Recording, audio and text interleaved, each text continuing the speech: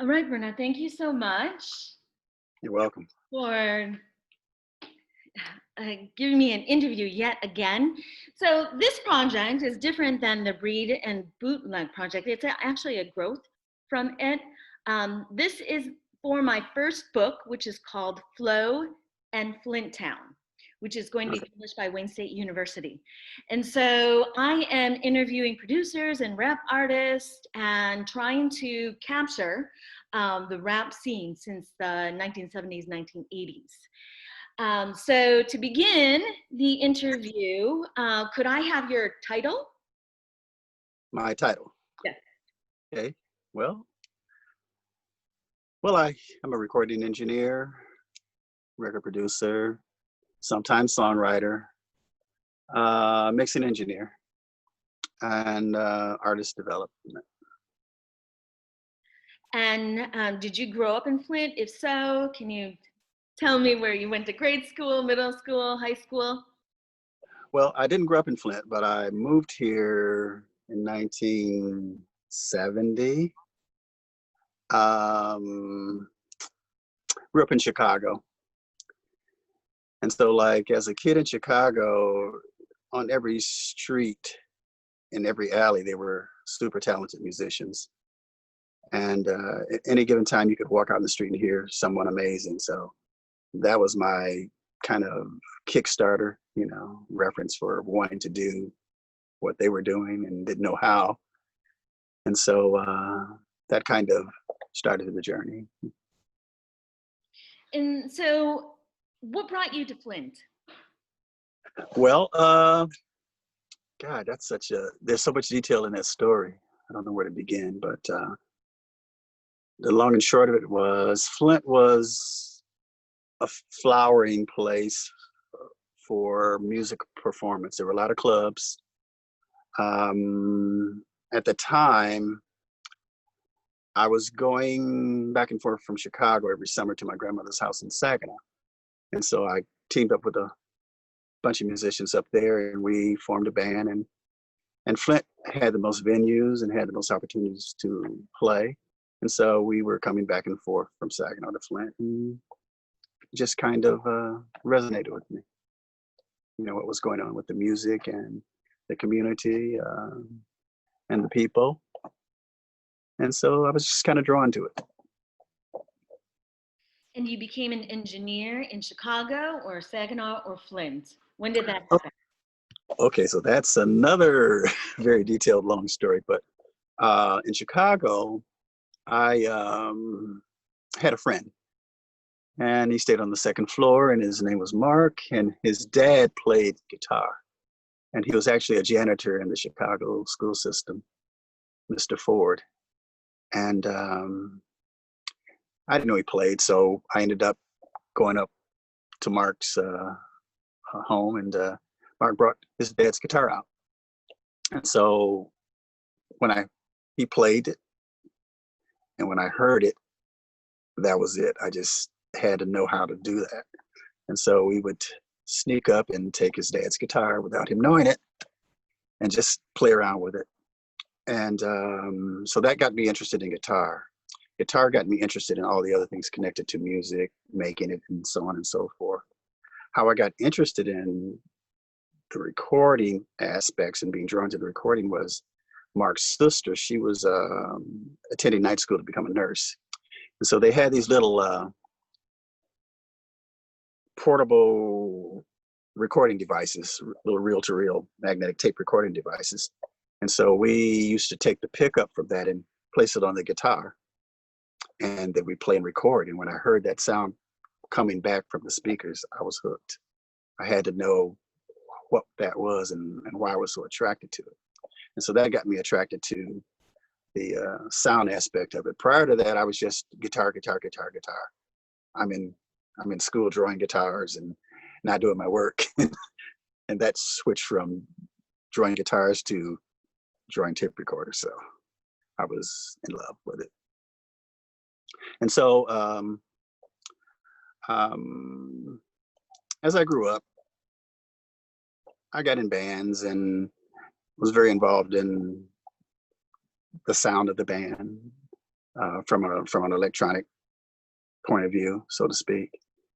And so I'd end up building the speakers and designing the sound system that we used. And so we ended up doing a show with a big group from California called War.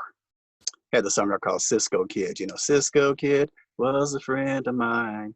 And so they came to the Armory, the Flint Armory, and we were doing a show with them. And they brought like speakers from the floor to the ceiling. So imagine never having seen that or experienced that. And they brought all that in there and said, well, you guys can use our stuff because we don't have time to do a dual setup. So we got out there and we struck up, and it was like the voice of God. I was like, oh, what is this? And so that just made me want to know more about sound and what made it and what was required and how you could get into it. And so that kind of drew me into getting deeper involved into the sound. What was it? How did you make it? What made it good? What made it bad? The whole thing, you know. So I wanted to know. So I end up just getting a bunch of books and trying to understand what made it good and that kind of thing. So There's a lot. There's a lot more. Yeah. Well, which year is this when you were in the Flint Armory? Okay, the Flint Armory was in that's about 72. I think my son was born, yeah, around in that area, about 72, 73, somewhere around in there. And we were considered the most popular band at that time. And so we were doing a lot of shows with a lot of headliners and that kind of thing. So promoters would call us and we'd be the warm-up act, you know, for that particular thing. So around that area, around 72, 73. So how did that evolve into being a studio engineer? Okay, you want the short story or the long story? Oh, give me the long story. Long story, we can edit it short. Well, after doing shows like that, I kind of parted with a lot of people that had the same interests that I had. And one of the guys was, his name was Dave. And Dave, he had started a sound company and he was starting to do a lot of the venues. And I kind of talked to him. There was another guy in town, Mr. Miller, and he designed amplifiers and speaker cabinets. He had his own little Flint brand going at the time. And I was kind of amazed at what he was doing. And so just having conversations with people in the kind of in the same discipline that I was interested in, just kind of nudged me here and nudged me there. And I started to understand it. So give me the question again so I can. So how did that evolve from being in a band to become Okay. a studio engineer? Okay, so doing all the shows that we were doing, I just wanted us to sound better. And so I'd end up just meeting with people that knew how to do that and learn from them. And I did that for a number of years, performing on stage and that kind of thing. The funny thing about it was I wasn't really interested in performing, but I had this guitar and I had this amplifier, so what we were gonna do. So, but I wasn't really thrilled about the idea of being on stage in and of itself. So I wasn't really attracted to that part. I was trying to find something where I could fit in and just be comfortable with. And so I'd be on stage, we'd be playing. I'd have the mixing console next to me, and in between playing guitar, I'd twiddle, play, twiddle, play, twiddle. And so we became kind of ambidextrous in the way that we approached music. So I played and twiddled. The organ player played bass, string lines, and sang background vocals all at the same time. And he was, the expression on his face was so funny. He was looking like he was going to explode anyway. So everybody did multiple parts. And so I just kind of got tired of it. And we hired another sound engineer from another band. And he was tasked with making it sound good, which was a lot of pressure off of me. But he wasn't actually my first pick. So I was always trying to, you know, well, do this, do that, do this, do that. And so after doing that for 10 or 15 years, I said, you know, we need to record. And I was surprised that it took us so long to come to that realization. But one of the things preventing us from doing that was we were doing so well as a performing band. So there was no really big motivation to do anything else but what we were doing. We were super popular, we were doing well. And so, hey, let's just keep it right there. So I said, no, at some point this is gonna not work, and let's just transition. And so we started going down to Detroit and at a studio called The Disc. And the engineer was Bob, what was Bob's last name? Can't think of his last name right now, but we were doing a cover song by the Shylights called The Coldest Day of My Life. And so we went in the studio, we were put on the headphones, and we all sang together in that microphone. I almost wet in my pants because I never heard a sound like that. And I was like, what is that? How can we sound like that? This is crazy. So when I heard that, I immediately wanted to deconstruct that moment to find out what it was. And so that kind of really focused my attention on recording and all of the detail that went with it, you know, how to develop and who to see and where to go and that kind of thing. So this is around 75 now. And I am going to Detroit trying to meet people that did what I was interested in doing. And so I would go to several studios there. One was Pack 3. And the owner there, he was like the spitting image of Kenny Rogers. When he opened the door and said, hello, I'm like, Kenny. He said, everybody does that. Don't do it today. Let's just get busy. So I just became more interested in recording, pursued people that knew more than I did, and tried to build my or start my studio to just not to be in the business of it, but just to understand how to do that sound, how to do that. I was just really interested in it. And so, Who was your first client in your studio? well, God, I don't really remember because I was recording everybody that wanted to be recorded. I wasn't even charging any money or anything like that. For me, it was just a passion of, oh, you sound like that. Let's record that. Oh, you sound like that. So it was just a kind of a birthing of what I was interested in. I can't really even remember who was the first, but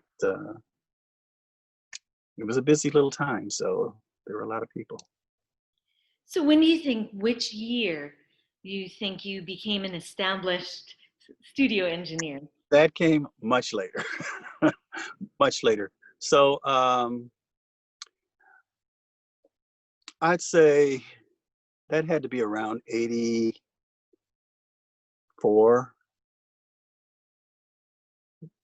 Prior to that, I thought I could do it, and I was trying to do it, but I couldn't do it. And so, and it was bugging the mess out of me. So I just stayed in the studio as much as I can between, you know, raising my family and doing my marital duties and such. Just spend as much as time as I could, just practicing, learning the equipment, learning what this does, what that does. So around 84, I was doing a lot of bands from all over Michigan. I got my first legitimate project in about 84, and there was a young lady from Detroit.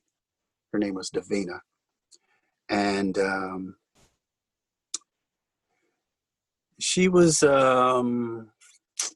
affiliated with the same attorney team that developed Ready for the World, or brought me into hobnobbing with those guys. And so And I was kind of working with them in a demo kind of situation. And at this time, I was actually still in the band. I was just about to quit. And so I met these two women out of Detroit, Leonia and Leona Lloyd. And they were music attorneys at the time. They had an artist called Davina. They said, we want you to help us work with her, whatever you do. They didn't even know what I did. I said, sure. And she was, at the time, she was marginally talented. And it was a stretch trying to build something, a value around her abilities. But we ended up doing a record deal with Sony in '84. And it was a singles deal for a record called Rock, Shake, and Roll. And so that was what legitimized me. You know, I was in it at that point. So what are your favorite professional musical achievements? Have I done that yet? I don't think I've done that yet. I don't think I've done my favorite yet. I've been part of other people's things, but my favorite achievement is that I finally know what I'm doing. That's my favorite achievement. It's like I finally understand what that does and what that does, and I know how to get that sound now. And so for me, that's my favorite achievement. And when did that happen? Did it happen this year or in the last 10 years? Okay. It actually happened in the last 5 years. It was an extremely long journey, a lot of trial and error. It's just really labor intensive to really understand the truths and falsehoods of what you're doing and all the detail therein, you know. So I developed relationships with some of the top people in the world as acquaintances, kind of pseudo friends, and we'd have conversations about cutting edge things, how sound propagates, how it works in the room, what are the elements involved, temperature, air pressure, room volume, air density, all those things. And so, yeah, I finally understand it. And so for me, that's part of what I like, what I value most out of this whole journey of being in the music. And you pick up things from every entity, artist, you know. There was a period when I first started out, I'm thinking, wow, what's wrong with my microphones? They just don't sound good. And I found out that everybody that gets in front of that thing doesn't have a good sound. So your microphones were found. It's just, your microphones were fine. It's just certain people don't have a good sound. And then certain people just have a glorious sound. You don't have to do anything. There's just nothing to do. Just let it happen. So the last 10 years is when I said, yeah, I can do anything now. I know how to do that. So, yeah. Could you share your favorite projects? Wow, there's so many of my favorite projects. And then there's so many criteria for determining what that favorite thing is. So I'd have to say one of my favorite project was an artist that was signed to Taboo CBS, Clarence Avant's label. Netflix did a documentary on him of late, and it's called The Black Godfather. It's a very interesting watch. I love it because I get to know the man that kind of mentored me for 2 years. And so he had an artist by the name of Desi Phillips. It's kind of it's a story of loyalty and tragedy at the same time. But it was the project that enabled me to stay with an artist long enough to figure out how to make the artist special. to find whatever was special about him and develop it, because it's a very lengthy process to do that. And so that was my most favorite project to do, because out of that, it gave me my base skill set of problem solving and moving artistic ideas from the left to the right, so to speak, or polish them, for lack of a better term. So Desi, that project, it was about 6 months. I think it was a 10-song set. My memory serves me correct. 10 or 13, one of those numbers. It's been a while. So prior to doing that project, I did an album with Ready for the World. That album took off, did really amazing. Desi was kind of in that circle, kind of fly on the wall kind of thing. And he said something to me. He said, you know, when I get signed, you're going to produce my album. And I'm like, okay. I mean, I didn't know what it meant when he said that, but voila, he got signed. And he got signed to Clarence Avant. And if you watch the documentary, Clarence is considered the one of the most powerful entities in the music business on so many levels. And at the time, I didn't know him. I didn't know who he was. Good, because I would have been terrified. But anyway, he signed Desi. He liked him. He gave me a call. And he said, the little guy wants you to produce this record. I'm fine with it. We're not paying a penny over $125,000. If you can get it done within that budget, you got it. Click, goodbye. I'm like, oh, okay. So Desi called me up and said, I told you. And so we got busy. So Desi was kind of a Prince influenced artist at the time, which a lot of artists were, Ready for the World including. And but he was he had a little Morris Day in him. You know, he's funny, really good musician. He wasn't known for his singing, but he could sing. So my task was to make his singing work in a record environment. And so as we worked on those songs, it was becoming apparent to me that we really got a lot to work on. So I put together a team of people to kind of shortcut that process. At that time, on my team, I had Albert Lee, who was a keyboardist. And I could just say, I'll play some things, just throw some things at me, and we'll pick some things that you throw at me. And I had an idea man, which was his brother his name was John Lee. And John Lee, he didn't play anything in particular. He could play a little keyboards, but his ideas were just off the chart. And so I became kind of a manager of the ideas in the room. So Desi had ideas, the Lee brothers had ideas. And there was one more entity that Desi brought in. His name was Don Q. And Don Q was just a really lovely person, really talented, really funny. But he wasn't bringing as much to the table as Lee brothers. So it came to the point where we just couldn't continue with Don, and he understood. So anyway, 3 months later, I get a phone call from Clarence Avant, and Clarence says, how's it going? And I said, he said, stop. No, when I call you, I want to hear, good God. What you talking about? And you're not giving me that, so that's not going to work. What's the problem?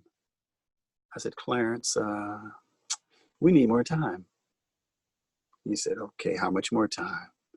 I said, 3 more months. He was a little quiet. He said, okay. When I call you next time, I better hear James Brown, I said, okay. So anyway, at the time, like I said, I didn't know who he was. I didn't know how powerful he was. To give you a glimpse of that, and this is something that very few, I don't think anybody knows except my manager at the time. But there's a young man that's Steven Spielberg's business partner. That was Clarence's nephew.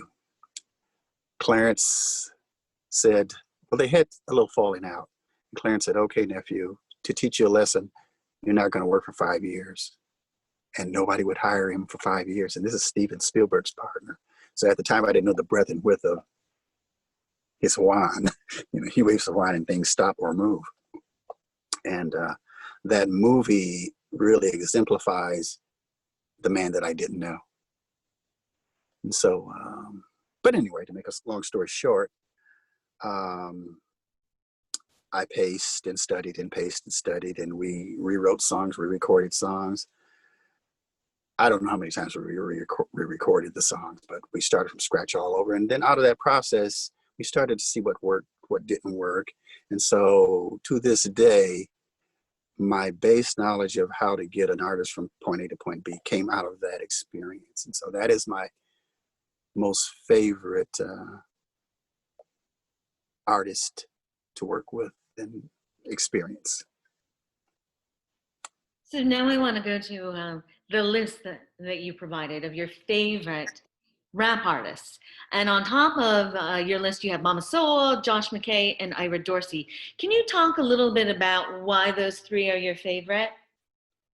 I love Mama Soul. I first met her, we were playing a club called The Piece of the Rock. And her dad, Marcellus, was always doing some type of business with the owner of that club. And he was bringing this little girl around. And it was little Mama Soul at the time. I didn't know who she was, but she'd always come around with him.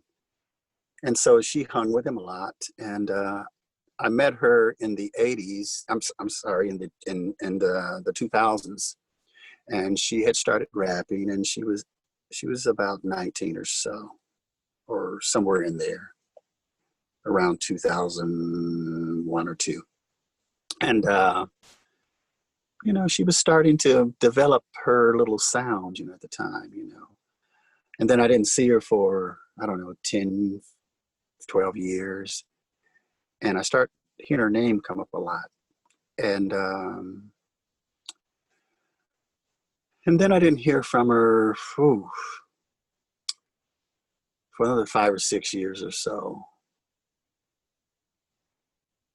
And I heard her name a lot. And then I started meeting her again and getting familiar with her. We talk about, I've been knowing you since like you were a kid. You didn't know that I knew you, but I've known your dad. And I said, it's really ironic. Your mother stays across the street from me. And she said, well, that's not my mom, that's my stepmom, and blah, blah. I said, oh, okay. Talk to her and she knows you. And so she was doing gigs around the Flint area and that kind of thing. And people were talking about her. I got a chance to do a show with her, a live show, where I was doing the sound for her. She was doing a performance at the Flint Institute of Arts every year, and it was completely sold out. And so she was getting ready to do it again, and this would be her 5th year that she was doing it. I can't remember the exact year, but maybe it was like 3 years ago. So that would be like 2017 or so. And so she was describing what she was going to use to do the show, and I was just listening to her. I said, Mama, I'm going to do the show for you. I'm going to bring everything you need, and because what you're describing to me, that's not going to really do it. And so anyway, I got everything together, and this was for no money, of course, you know, because I do those kinds of things because I love doing them. It's just, it's kind of like my crack cocaine, you know. So anyway, got there, set up for the show, and in the audience was the club owner that I first met, her father, Larry White. There was Radio for the World was there, Melvin. There were so many people that was in my circle that I knew, and then all their families and their children's. they brought them to the concert, because what she does a very, very family friendly performance and presentation. All of her songs are very digestible without all of the rough street stuff in it, although she can do that. But her message is one of elevation for people in general and for women in particular. So, and she's very skillful at it. Her memory is as long as the sun sets, it's just, and she has an incredible tool. And she had a live band. So I got there that morning, set up, and she started performing, and I started, reeling the sound in, and she just had people hypnotized and just so into it.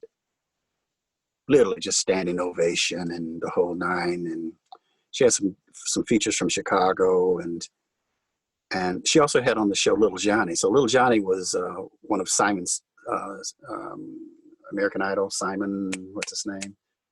He was one of Simon's favorites. And so Little Johnny was an amazing artist in of itself. Just first rate. I don't know if you caught him on the American Idol show doing that. Look up Little Johnny Manuel on YouTube, and you'll see his performance. He's had several record deals, and I used to do sessions with his dad, which is a great singer. And Little Johnny would come in at like 8 or 9 years old and just put me to tears. He was just so talented. He would just draw the emotion out of you. So anyway, the show went great, and just the way she handled the audience, and it was just incredible. She's just an incredible artist. She's one of my favorites. She's one of my favorite people as well. She doesn't waver in her subject matter, and she just really knows. She gets what entertainment's all about in both the songs that she creates and the performance that she puts on. And so, yeah, she's absolutely my favorite in that regard. She stands for something. It's not all about her. It's not all about being famous. It's not all about that. It's all about, I'm here to speak messages that maybe you might not have the courage to speak. And so she's very high on my list. And Josh McKay and Ira Dorsey? Josh McKay is one of those underdogs that he's kind of like a refined version of Eminem, kind of, super precise. His diction is, I don't know how he does it. I don't know how he remembers all what he remembers and flows it as fast as he can flow it, and how you understand every word. He's just incredible. And so he just came here to do that,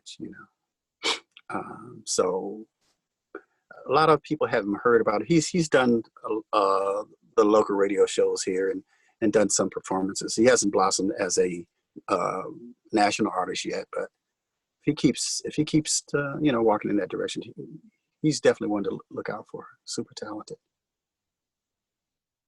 Ira Dorsey?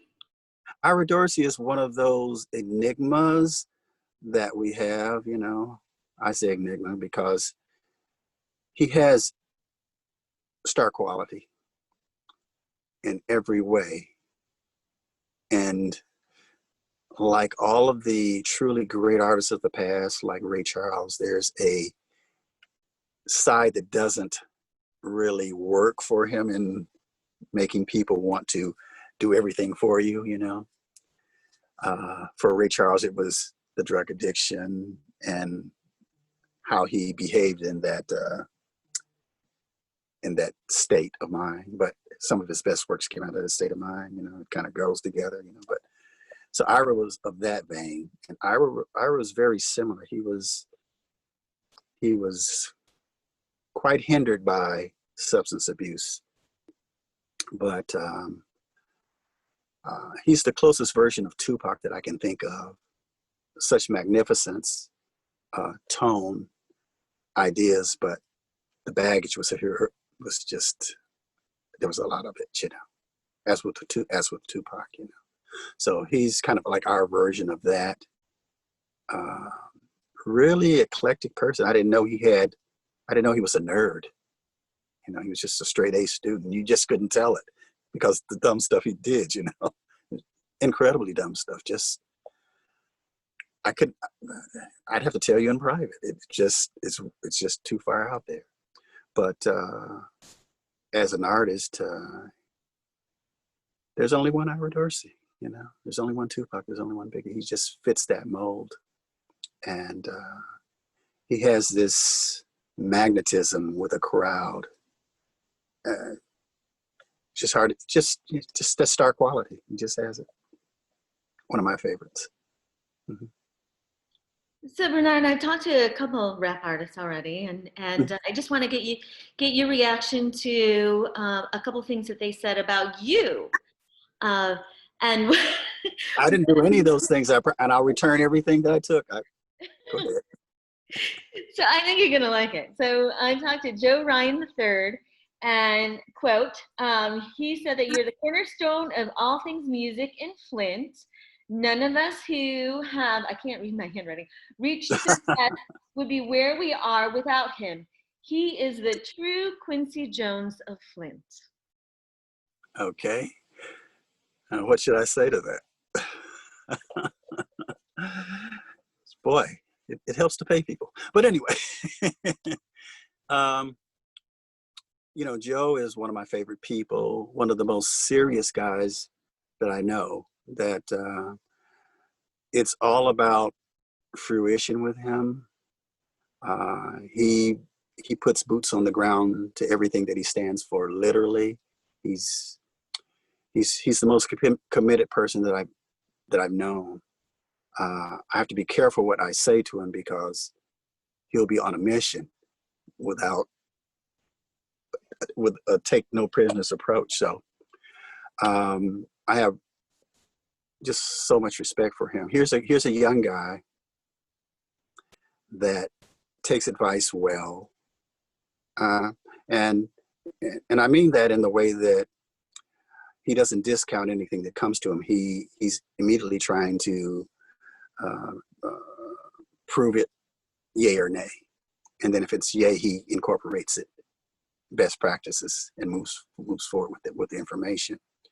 So he's one of the few artists that I know that has actually went to LA, became homeless, and I know that story very well because there's a lot of people that have taken that route, just all in, sink or swim, and out of that process did extremely well. Very, very, very well. And here's a guy that had 4 kids, a wife, but yet and still the commitment and very supportive wife. My wife was very supportive as well in different ways, but my hat always goes off to her for putting up with my singleness of purpose, so to speak. So yeah, Joe's a great person, but that statement comes out of, I have a love for sharing. Nothing of value has any value unless you can have a buddy to share it with and agree that it does have value. So I'm always keen to that idea when a lot of people that are trying to imitate my journey or imitate the journey of becoming more knowledgeable about what that world is. And when I started, I had to literally travel to Detroit and do all kinds of demeaning things for people. It's like, hey, there's this DJ. He had a daughter that sang god awful. I'd say, hey, but he wanted her to be a star. He's taking her to the best studios in Detroit. I said, hey, take me with you. I'll produce it. I'll whatever you need me to do, I'll do it. I'll make it work for you. And so he called me up. We're going to Detroit, and he hit all these spots, and I'd have conversations with a lot of the engineers who were making the current records at the time, and So anyway, that ecosystem doesn't exist so much today, you know. People are more private now. There's more ruckus going on, so people have bodyguards now. But back in the day, you could just walk in and say, hey, you know, along with that idea, I used to walk in meetings with Frank Sinatra and Bob Hope's managers, and no one would stop you. They just say, hey, well, come on in. Let's listen to what you got to say. Today, it's, you know, you got to get past Debo and the bodyguards and the special forces and all that, you know, to have conversations. So it's a little bit different world. So when I see the lights wanting to turn on in individuals in my space, I just share stories and give advice and that kind of thing. And also some of the ones that appear to be more serious, I give them kind of assignments, and we'll have a later conversation about what you learned and so on and so forth. And if they don't do that, then we don't have those conversations anymore. You know, I treat them like a dad, like, hey, you flunked, you know, I'm not talking to you. Come to me when you have something to talk about. And if not, don't come back. So, but it's for their own benefit. Joe was the kind of guy, he was just, you could just tell he was going to do something, was going to make his mark. And he's still in the process of making his mark. I love him like a son. So, you know, when I was in LA working, there was a young guy. His name was Daryl Thorpe. And I was working on a project for the Rifkin brothers. So the Rifkin brothers at the time, they had Loud Records, who, let's see, Loud had Wu-Tang. I think that was their biggest group, the Wu-Tang Clan. And they had a few other people. I think they had Fat Joe and Huey Links and Big Pun. Real popular rappers in the mid-90s. So they signed a young lady that I mentioned before, Davina from Detroit. And she was kind of doing a neo kind of soulish thing, but kind of with her own little spin on it. And so she invited me to that party and to work on her record in LA. So I was there. And one of the assistants was Daryl Thorpe. So Daryl was like, my impression of Daryl was he was like straight from the cornfields of Idaho, didn't have a clue, but was kind of interested. You know, if you didn't really talk with him, that was how he came off. At least that's how he came off to me. But I noticed he was there every day and he was asking questions. And I'd have I called everybody by their first letter, so I called him D, you know. And so I said, D, tell me your story. And so he said, oh, you know, I had went to, I forget what audio school he went to and so on and so on. So I said, okay, so you're serious. And so I see you in here day to day. You know, you need to be more helpful and you need to be asking more questions. And he said, you know, I'm like, he's not going to make it. And so at the time I was doing really well. I had several digital recording systems. And I gave D one. I said, D, take this. This is the future. Learn it, own it. He said, okay. And so I continued on with my life. Years later, I was watching I was looking for some equipment. You know how the ads pop up and follow you around? And one of the ads popped up and there was D. I said, D. So I clicked on it and it was an interview with him endorsing some products. And so let me find out what's D's up to. D's 9 Grammys deep now. He's worked with Beck, a whole host of artists. I Facebooked D. I said, D, I'm gonna need that. I'm gonna need that equipment back now. He was serious. He got so serious. He said, okay, sure. I said, "Dear, I'm kidding." But he was so serious. I said, "Man, I'm so proud of you." He said, "Yeah, man, that was the best gift ever." So within that idea, my journey was so um, hard to try to find information that was useful. So, I'm just always trying to share things that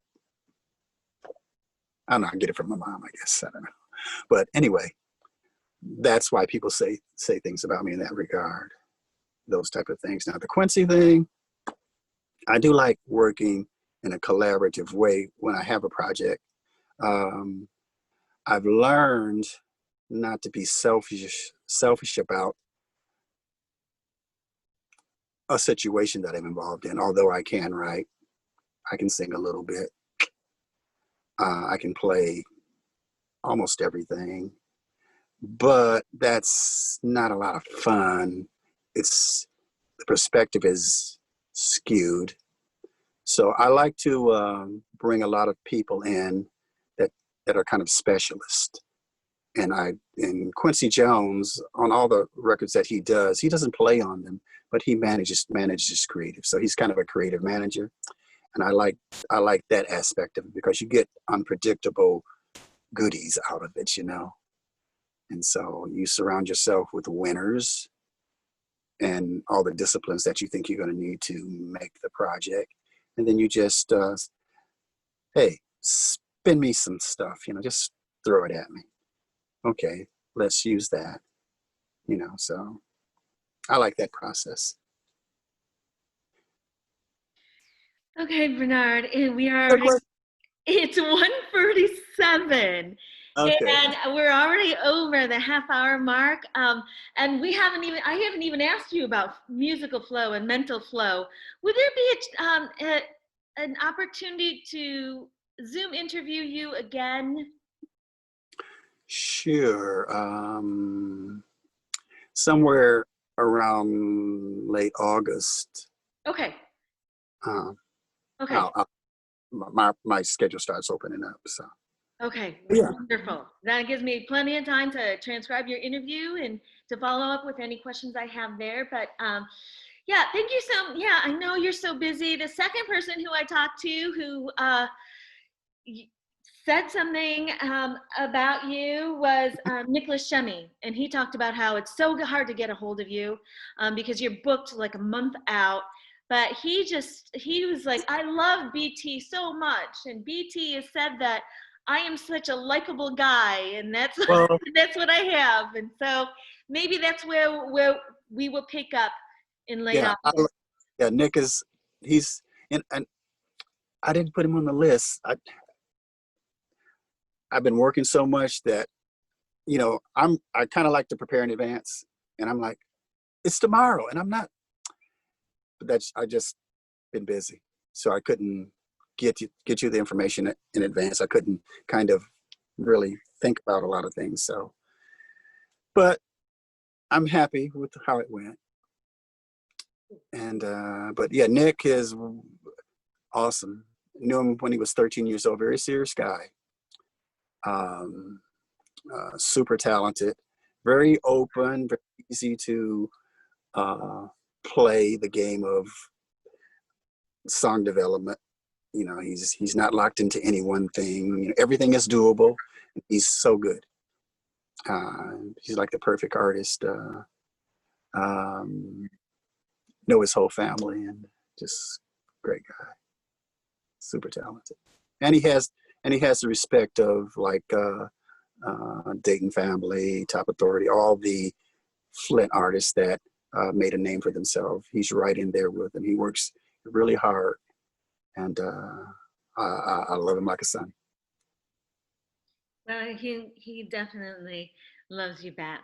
So, should I email you about a date that you would become available in late Yeah, August? Okay. yeah, yeah. We can kind of set that up now, um, because if we don't, then people are just going to call me and tie my time up. So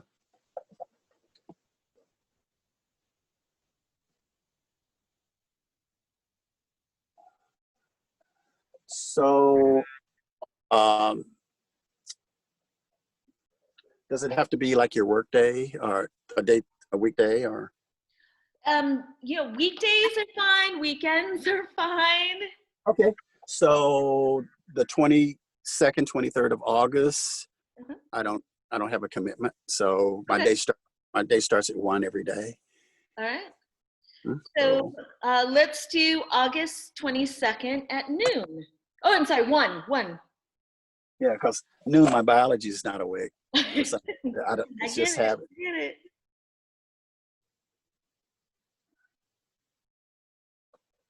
All right.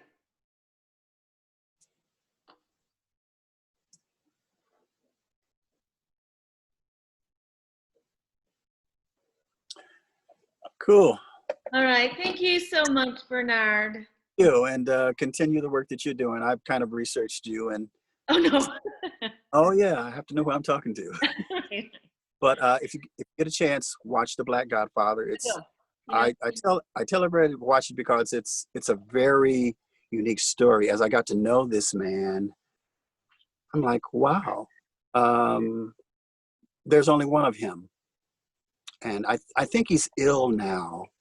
I called to speak with him, and his wife Jackie would not let me speak to him, and I'm like, oh, because he's like in his late 80s now. And so I sensed some protective things coming from her, protecting him. But I called her several times and she would not let me talk with my mentor at all. So I think there's something going on with his health. But his story is huge. His reach of influence was huge, was huge. And when I worked with him, his children were